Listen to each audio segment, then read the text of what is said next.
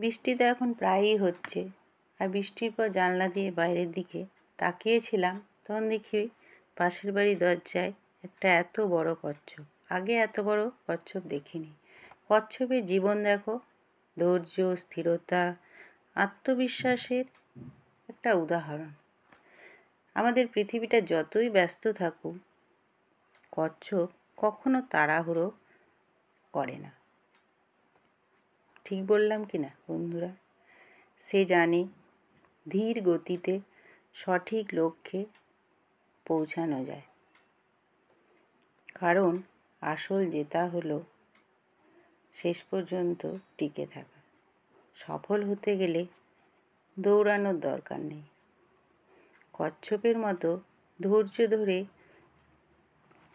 দেখো এগিয়ে গেলেই একদিন লক্ষ্যে পৌঁছানো অবশ্যই যাবে।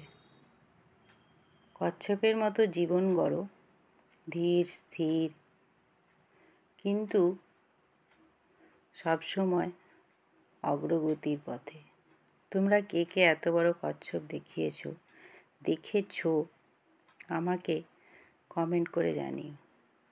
আস্তে আস্তে কত সুন্দর দেখো বাড়ির মধ্যে ঢুকে যাচ্ছে, দেখতে বেশ ভালো লাগছিল।